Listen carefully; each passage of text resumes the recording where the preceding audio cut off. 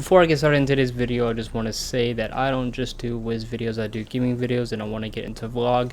I also stream, so feel free to check that out and leave me any sort of suggestion of what you want to see in the comments below.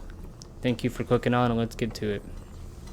Alright guys, so what's going on? It is your boy Parks here today, coming at you guys with the level 100 Jade gear setup. And the reason I'm doing this is because there are actually no guides for jading at level 100, which is kind of funny. Everyone always posts guides for like max level and stuff like that. And honestly, if you're at level 100, I think it's worth it to jade if you have a nice life or balance or anything like that. Simply because if you're not hitting school, it's good to be a utility / assist school, because once you get to Chrysalis and above, there are some things that are super hard. You know, the catacombs, for example, key bosses, Crocopacha and Rattlebones, for example, gets super hard. So you really are going to want to have to jade. And there are a couple pieces of gear I am missing, but to be honest, with my resist, it just doesn't even matter. You try to get max resist, and it just gets to the point where you're sacrificing stats for resist, and I don't really agree with that. To me, this is going to be the optimal setup without actually sacrificing all your other stats. And of course, you can tweak it as you like, but we're going to get into it. So I've got 92 resist across the board with 24 accuracy, which is bad. At ice, you're not fizzling anything, and crits whatever, blocks whatever. 83 power, like I said, it could be better, but 83 power is not bad, especially when all you're doing is just using 2 and 1 pip spells. You really don't need power. Alright, but for gear, we are rocking the Jade hat, the Jade robe, and this can be obtained from the Keeper's Lore pack. I got the full set within about 8,000 crowns, so it's not impossible to get. And for the boots, instead of rocking the Jade boots, I'm using the prestigious boots that you can get from a pack. Now, it's really not worth going for this pack just for the boots. I got the pack for the Stitch, and the boots were +2.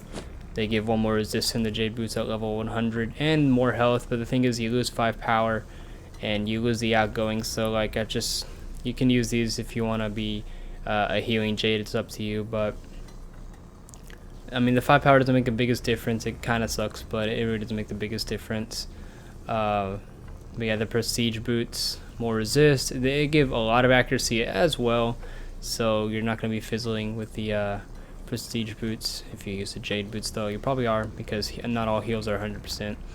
For the wand, now it is kind of up to you. I am using the side staff stitched to the range pole, which is awesome. Anyways, but I'm using the side staff because it gives 20 power, makes up for the lack of power you get from running this setup, and the accuracy. Now, the thing, a lot of people like to use the skull, not this one, unfortunately, the ice one, because if you use the cold fury set bonus, you actually get 2 universal resist, which is insane. But the thing is, you lose out on a lot of power, you lose out on a lot of accuracy, and at that point, it's like, is it really worth it? You're gonna have 60 power, and you're gonna have, like, assuming you're running full Jade and using that one, you're not going to have any accuracy as well. So I mean, it's up to you if you want to run that. To be honest, it's not really worth using for that extra 2%, get that 94 resist, and losing out on all those stats.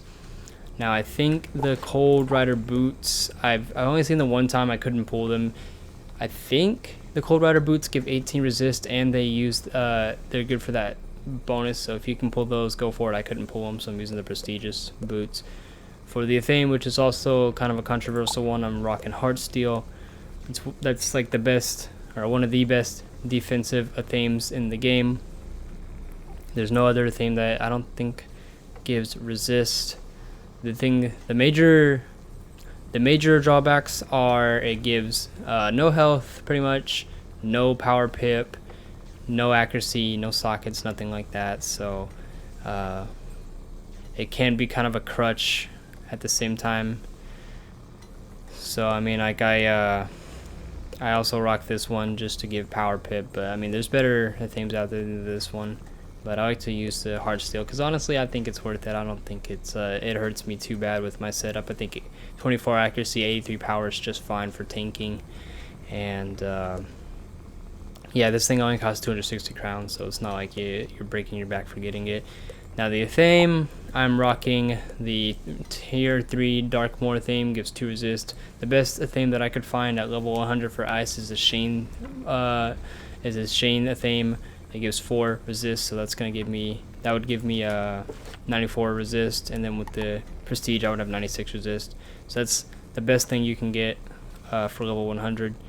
But I didn't think it was worth going for, to be honest. You get better themes down the road anyways, and 92 resist is just fine. Yeah, the Shane theme for me at least drops so horribly, it's not worth going for. And the ring I'm using, Hathie's Victory Band, gives 13 power and 1 resist. Now there is a better ring out there that I've been breaking my back going for, and that is Elisa's Chill Band, showing it for y'all. Oh, alright, well, this is my second character. He doesn't have it equipped, but Elisa's Chill Band is just like this. It gives 400 health, a little bit less power, and it gives 3 universal resist instead of that 1. And that is the best resist the best resist ring in the game. But the thing is, it's a very rare drop. You can only get it from the lion guy from Mirror Lake, or a bunch of side quest bosses in Zafaria, and I didn't think it was worth going for. It's a really lucky drop, and I just haven't gotten it. I ran Mirror Lake 100 times and haven't gotten it. But if I had that along with the other bonuses, I would have I want to say 98 resist, which would be insane. The closest thing to 100 universal resist at level 100, but it's not really worth going for. I have 92 resist, it's good enough anyways. And for the pet, I am using a 21 resist pet, probably the best defensive pet in the game. It looks normal now, but if you go to the pet, it's got 3 selfish talents: Relentless, Mighty, and Unshakable. I think there are better talents. I had to socket a Rugged to get that 21 resist. I would just not perfect, but I mean, it's a 21 resist pet. It does the job, right? There's no point to get it to Ultra, which is why I haven't.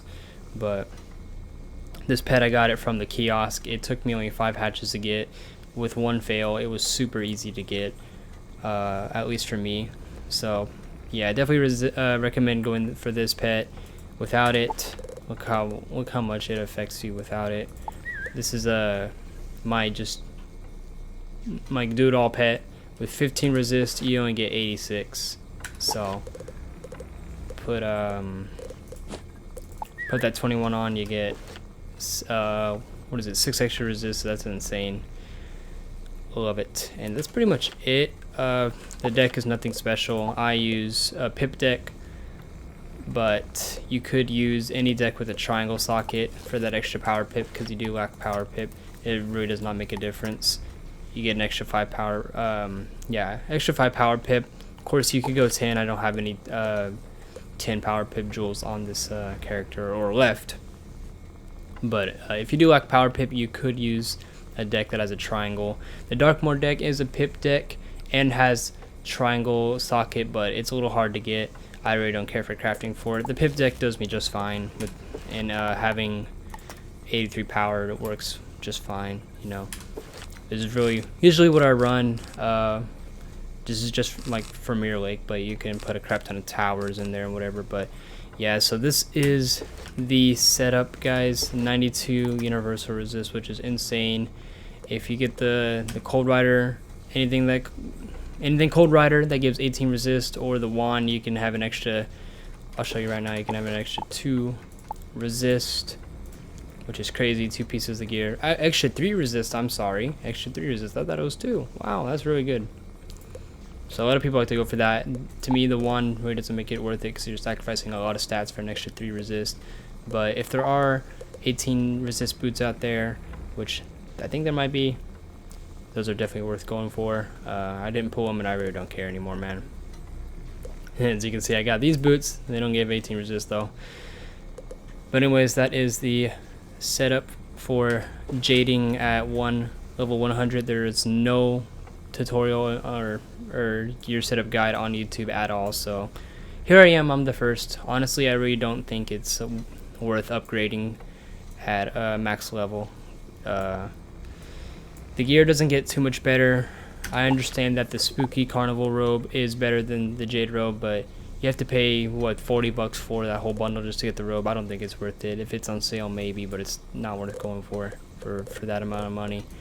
I also really don't think it's worth going for the gear if you already have the gear at max level. If you don't have the gear, of course, go for it, but I don't think the gear changes too much at max level. 92 resist is just fine. So that is my guide, guys. I hope you enjoyed.